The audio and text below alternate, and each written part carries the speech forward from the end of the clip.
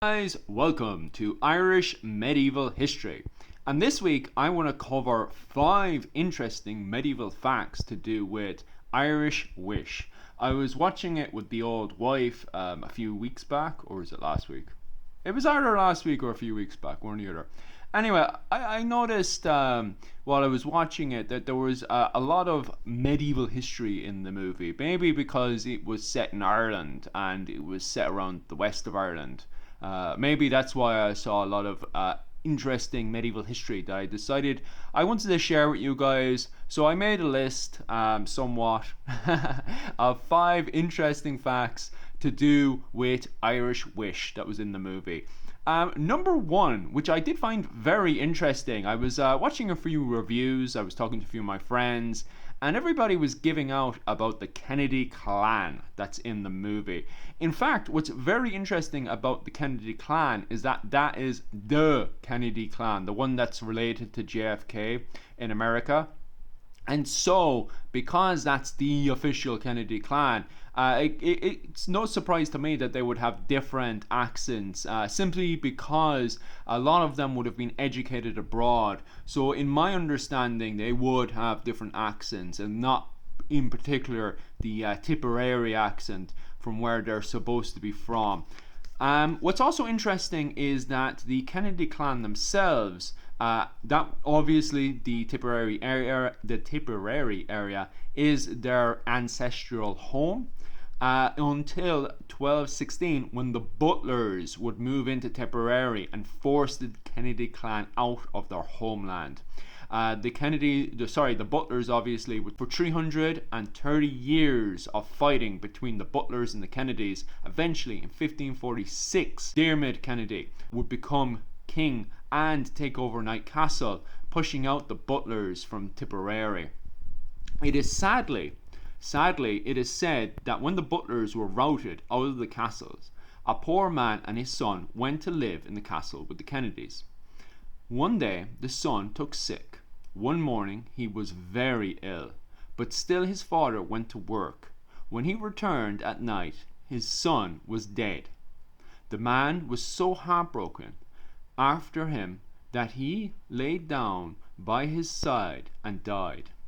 This was on Christmas Eve.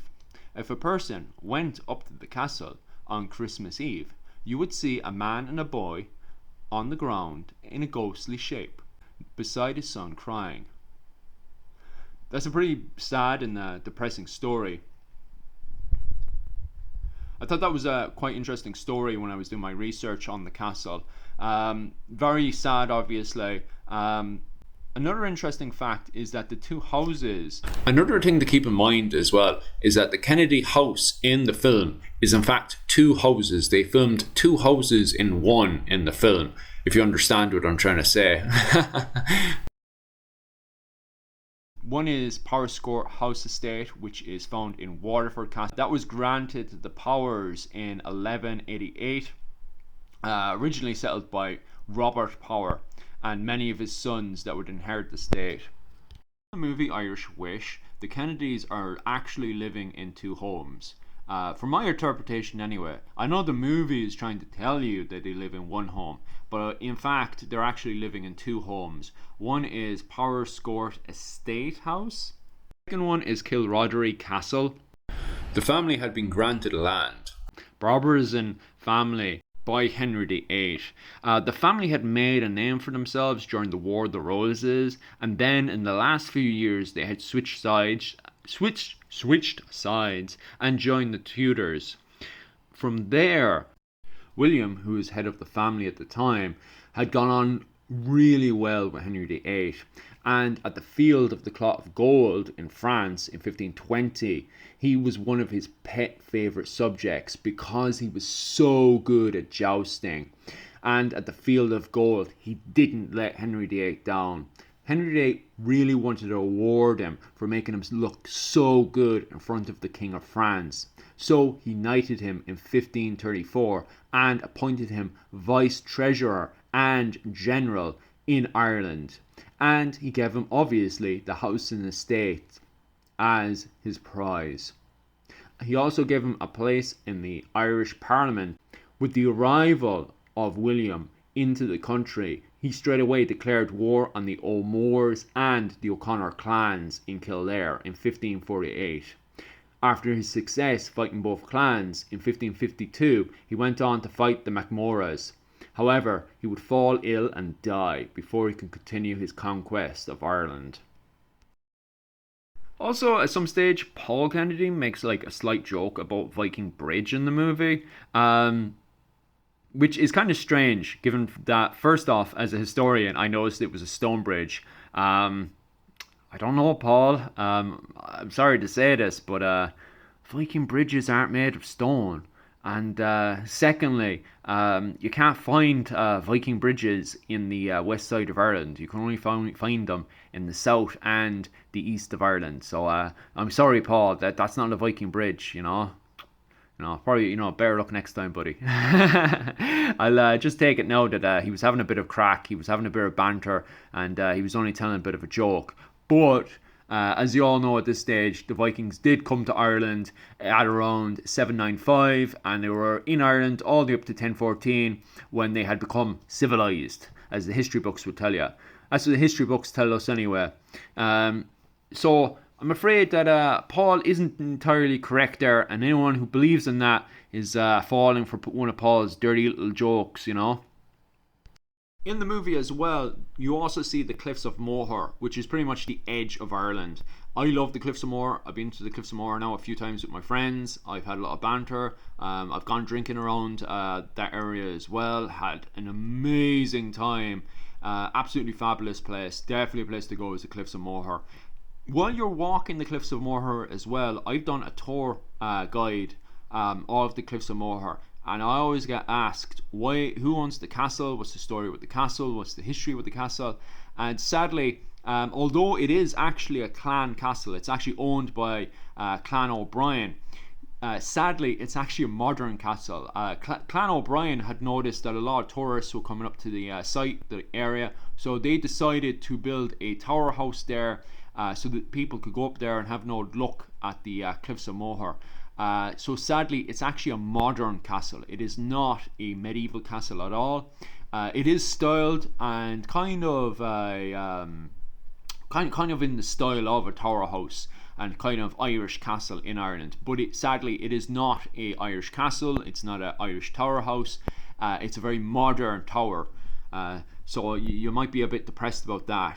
But on saying that, it was made by Clan O'Brien. As you know, Clan O'Brien is one of the oldest houses in Ireland, related to the Brian Boru himself. Of course, if you're related to the Kennedys, the Butlers, the Powers, or any of the clans mentioned in this video, definitely leave a comment below. I know Clans and Dynasties has already done a video on the O'Briens, and he will be doing videos on the Kennedys and the Butlers in the future. So definitely go down and demand more information on the likes of the O'Connors, the O'Moores, so on and so forth, because that's what we're here for. We're here to talk about clans and dynasties and all the rest of it. One last thing as well before I go. I noticed as well, and I actually, when I was watching this with my wife, having a few drinks and stuff, I personally thought it was funny, and I got into the banter of it, and that is Saint Bridget being a trickster in this movie.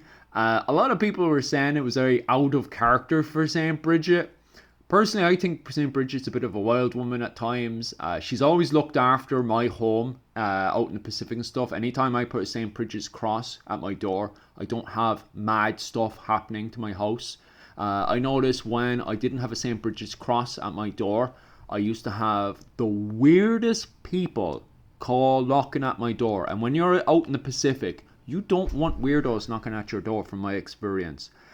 Regardless, Saint Bridget, she is a saint from 451 to 525. That's during the Golden Age of Ireland. That's when Ireland was at its greatest. It was making amazing literature. It was having a golden age. While the rest of the world was in the Dark Ages, with the collapse of the Roman Empire, Ireland was having a golden age. Its saints and scholars were going out into the world and re-educating the world and bringing the world out of the Dark Ages. And one of the lights of that is definitely Saint Bridget. I have done a video on her already on the topic of Saint Bridget. I can't remember what my video is like, so I couldn't tell you if it's any good or not. And I'm not even joking about that. It's probably a load of crap. Regardless, I have a video on that anyway, so have an old look on that video. Tell me if it's any good, and get back to me on this one, because I probably won't reply to that one. Anyway, I'll move on to the next subject, which I found very interesting. I noticed on the marriage, the Kennedys, your man was wearing his wedding suit was actually of the Kildare Fitzgeralds, which is very interesting. If you know John F. Kennedy, and you know what the F means in JFK, you know that's actually Fitzgerald. Famously, the Fitzgeralds and the Kennedys actually married over in America, and so his second name is actually Fitzgerald. That's down to the fact that Kennedy's grandfather on his mother's side was actually a Fitzgerald, and he was John F. Fitzgerald. He was two-term mayor of Boston. So you can see straight away that the Kennedys were actually very, very proud of him, especially JFK. So JFK kept his name as a reminder of that. And what's very interesting about the Fitzgeralds as well is that they were considered kings all but in name in Ireland. They dominated Ireland from the Gaelic resurgence all the way up to the Gaelic Renaissance with the arrival of the Tudors and the Tudor conquest. Of course, the golden age of the Fitzgeralds would come to an end after Silken Thomas's rebellion. That would bring that to an end. Of course, there are many, many other interesting facts in the movie as well. If there's any other medieval history that I missed in this little short video, please tell me. Other than that, thanks very much, guys, and slán go Alia.